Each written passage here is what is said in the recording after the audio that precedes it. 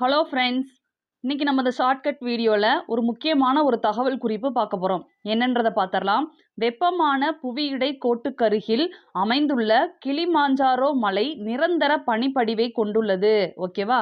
கிளிமாஞ்சாரோ மலையை பற்றி சொல்லியிருக்காங்க. என்ன சொல்லியிருக்காங்க அப்படின்னா, இது நிரந்தரமான பனிப்படிவு, எப்பயுமே அதில் பனி இருக்கும். பனிப்படிவுகள் எப்பயுமே இருக்கக்கூடியது எது அப்படின்னா கிளிமாஞ்சாரோ. எப்பயுமே கிளி குளிரில் இருக்கக்கூடிய இடத்த தான் ரொம்ப விரும்பும் அப்படின்ற மாதிரி ஞாபகம் வச்சுக்கோங்க. ஓகேவா? பனி எப்படி இருக்குமா, நிரந்தரமாக இருக்கும் அப்படின்றத கொடுத்துருக்காங்க. அது எந்த மாதிரி பிளேஸில் கிளிமாஞ்சாரோ மலை இருக்குது அப்படின்னா, வெப்பமான புவியிடை கோட்டுக்கு பக்கத்தில், வெப்பமான இடத்துல இருந்தாலும் எப்படி தான் இருக்குமா, பனிப்படிவாக தான் எப்பயுமே இருக்கும் அப்படின்றத கொடுத்துருக்காங்க. இந்த கிளிமாஞ்சாரோ மலை எங்கே இருக்குது அப்படின்னா தான்சானியா, ஆப்பிரிக்கா. கிளி எப்பயுமே தானா ஆப்பிள சாப்பிடும் அப்படின்னு ஞாபகம் வச்சுக்கோங்க. Tanzania, Africa. அந்த நம்பரை வந்து ஞாபகம் வைக்கணும்ல. கிளிமாஞ்சாரோ மலை வந்து எவ்வளோ உயரம் அப்படின்னா 5, 8, 9, 5 மீட்டர். இதை எப்படி ஞாபகம் வைக்கிறது அப்படின்னா, காலையில் 5 மணிலேருந்து சாயங்காலம் 5 மணி வரைக்கும் தானாகவே ஆப்பிள சாப்பிடும். தான்சானியா, ஆப்பிரிக்கா ஆப்பிள சாப்பிடும். காலையில் 5 டு சாயங்காலம் 5.